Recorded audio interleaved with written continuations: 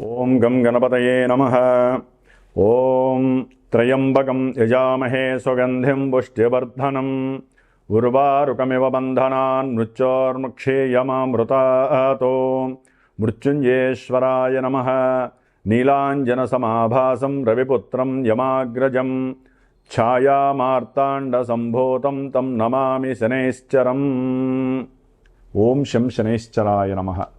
జ్ఞానసిద్ధిని వీక్షిస్తున్నటువంటి ప్రేక్షక మహాశయులందరికీ కూడా శని యొక్క అనుగ్రహము, మృత్యుంజయేశ్వరుడి యొక్క అనుగ్రహముతో మీరు పడుతున్నటువంటి కష్టాలన్నీ తొలగిపోయి ఎంతో ఆనందకరమైనటువంటి జీవితము శని భగవానుడు మీరు చేసే కర్మల ద్వారా ప్రసాదించాలని ఆశీర్వదిస్తూ ఆశిస్తూ, ముఖ్యంగా ఈ వీడియోని ఎవరైతే గనక స్కిప్ చేయకుండా పూర్తిగా చూడండి. అది ఎన్ని నిమిషాలు అనేది కాదు, ఎందుకంటే కాలాన్ని శాసించేవాడు, కాలం లోపల మనల్ని అందరినీ కూడా ఇబ్బందులు పెట్టేవాడు, ఆనందపరిచేవాడు శని భగవంతుడు మాత్రమే మనకున్న నవగ్రహాలలో.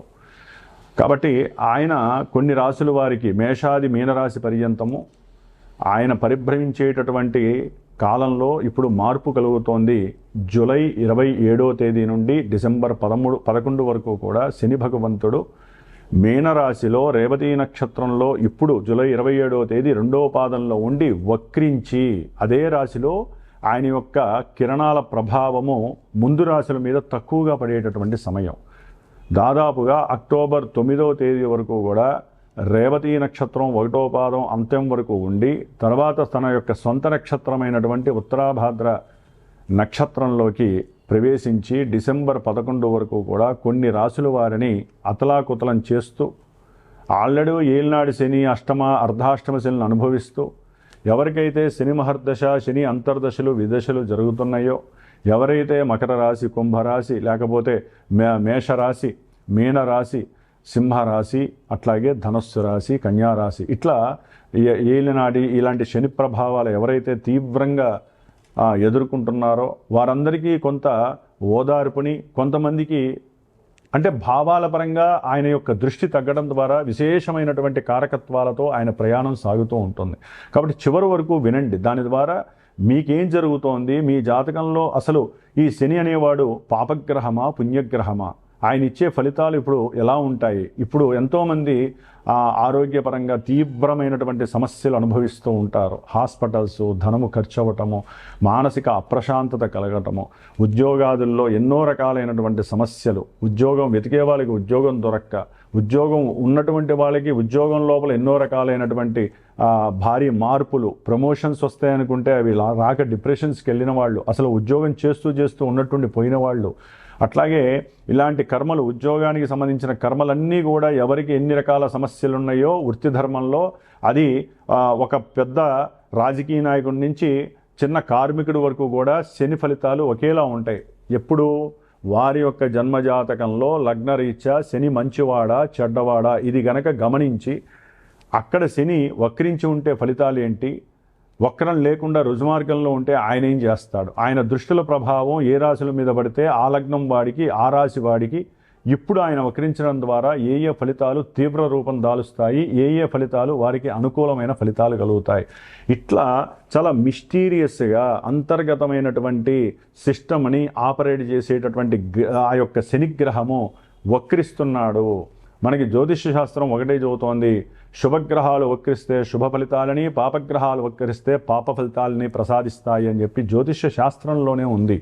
అయితే ఇప్పుడు ఈ రాశి వారికి వక్రించడం ద్వారా ఈయన వెనకాల ఉన్నటువంటి రాశి ఫలితాలు ఇస్తాడు అనేటటువంటిది ఏ శాస్త్రంలో లేదు. అక్కడ ఏంటంటే ఆయన రుజుమార్గంలో ప్రవేశించేటప్పుడు ఆయన యొక్క దృష్టి డిగ్రీస్ పరంగా ఉంటుంది.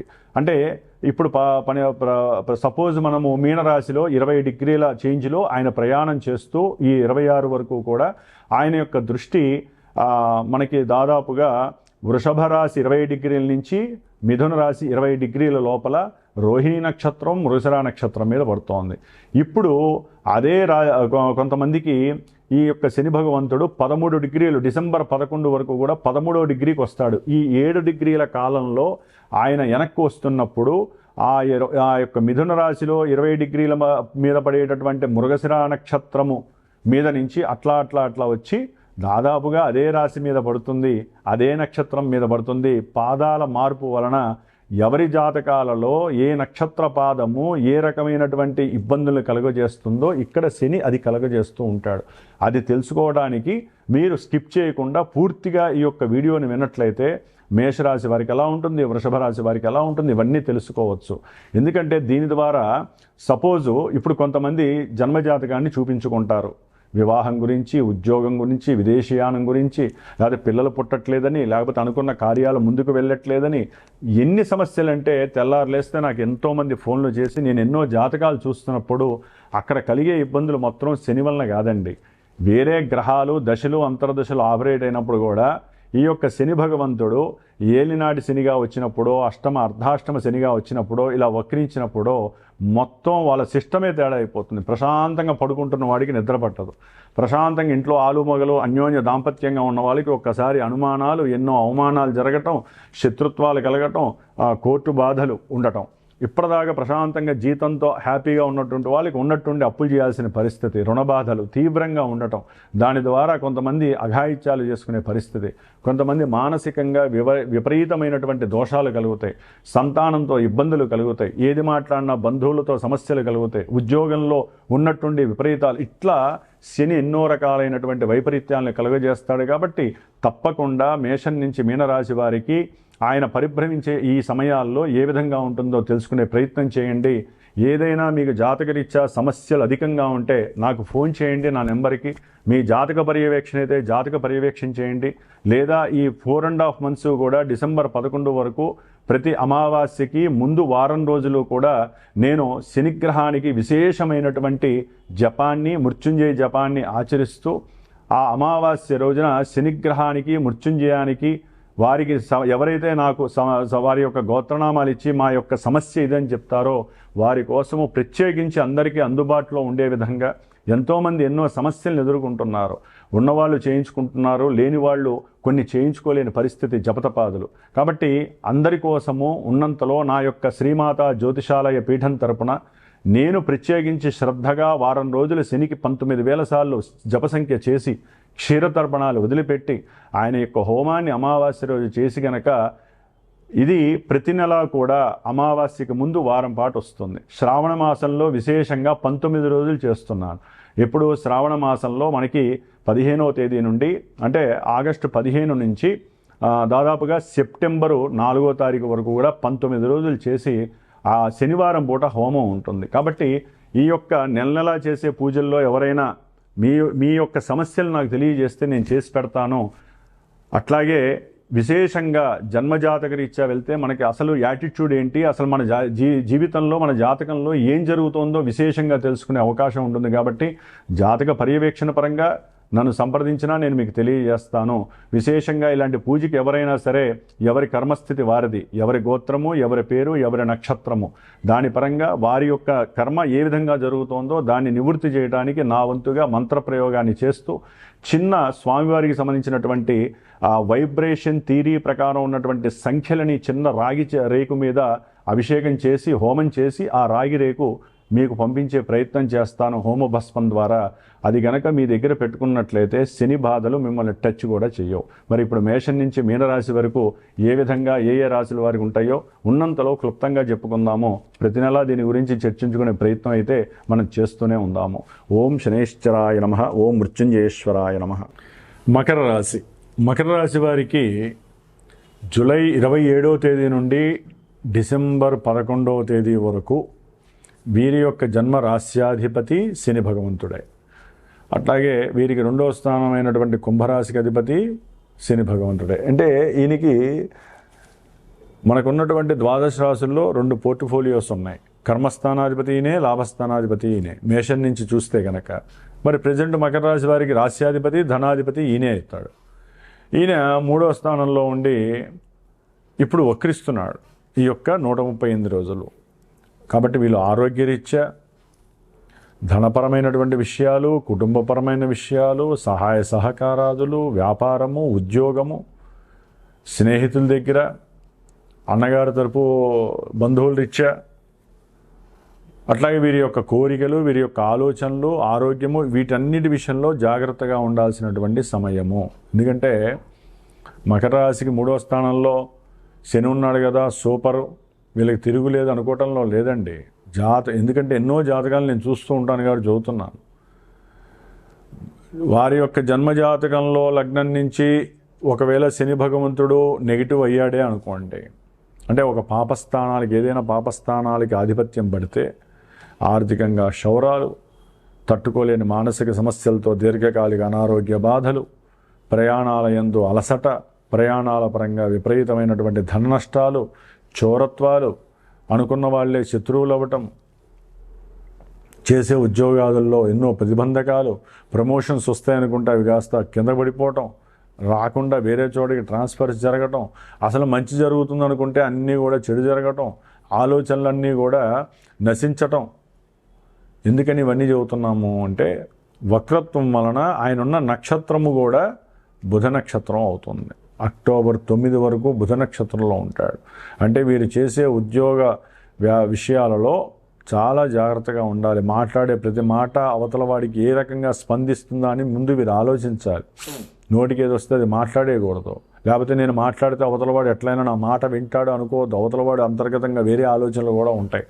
అవన్నీ ఇప్పుడు బయటకు వస్తాయి. దాని ద్వారా మీ ధనం మీద దెబ్బ పడుతుంది. కుటుంబంలో ఎన్నో సమస్యలు కూడా వచ్చే అవకాశాలు ఉంటాయి. చెడు చెప్పడం కాదండి, ఇవన్నీ కూడా మనకి జరిగే విషయాల్లో చాలామంది జరుగుతాయి. అందరికీ ఇవే జరగవు కదా, జరిగే వాళ్ళనే జాగ్రత్త పడతారు కాబట్టి చెప్పాల్సి వస్తుంది. బుద్ధి మీద కాన్సన్ట్రేషన్ చేయండి. చేసే ఉద్యోగం మీద కాన్సన్ట్రేషన్ పోతుంది, చేయండి. మాకు ఉద్యోగం పోతుంది భయపడకండి. నిలబెట్టుకోవడానికి ధైర్యంగా ఏదో ఒక ఆలోచన చేయండి. కాబట్టి మకర రాశి వారు జాగ్రత్తగా ఉండండి.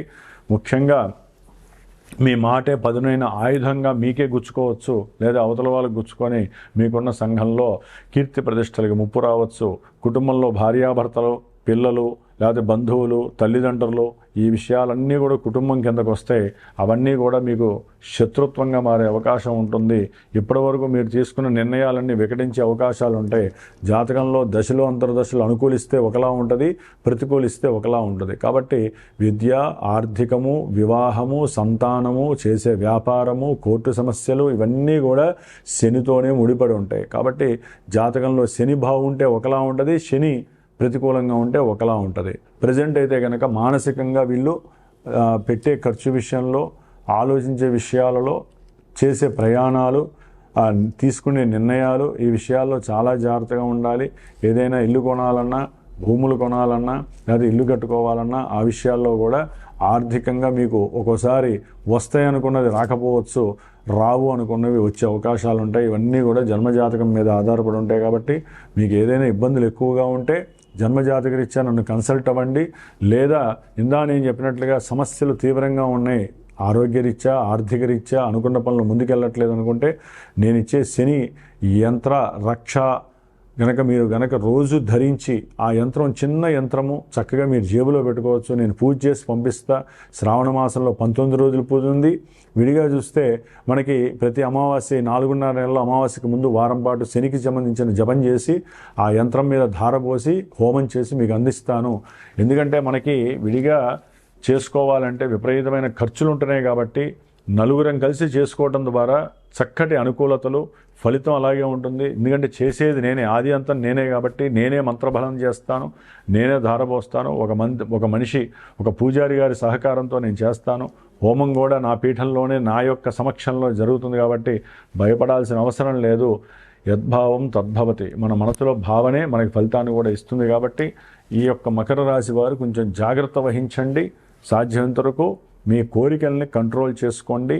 ఆరోగ్య, ఆహార, వ్యవహార విషయాలలో కొన్ని జాగ్రత్తలు తీసుకోండి. నిర్ణయాలు తీసుకునేటప్పుడు కొంచెం ఆలోచించి మీరు తీసుకునే నిర్ణయం వివాహానికి సంబంధించిందే, ఉద్యోగము, వ్యాపారానికి సంబంధించిందే, ఏ విషయమైనా సరే ముందు మీ జన్మజాతక పర్యవేక్షణ చేయించుకొని అప్పుడు నిర్ణయాలు తీసుకోండి. వక్రించిన శనితో ఆటలాడద్దు. జాతకంలో వక్రించుంటే ఇక్కడ ఇంకా ఇబ్బందులు ఎక్కువ అవకాశం ఉంటుంది. కొంతమందికి యోగాలు కూడా కలిసి వచ్చే పరిస్థితి ఉంటుంది. అదంతా జన్మజాతకంలో చూస్తే కానీ తెలియదు. కాబట్టి మకర రాశి వారు కాస్త ఆలోచనని అదుపులో ఉంచుకోండి. కుటుంబ వ్యవహారాల్లో ప్రశాంతంగా, మౌనంగా ఉండటానికి ప్రయత్నం చేయండి. బంధువులని దూరం చేసుకోకుండా కాపాడుకోవడానికి ప్రయత్నం చేయండి. ఓం శం శనైశ్చరాయ నమః.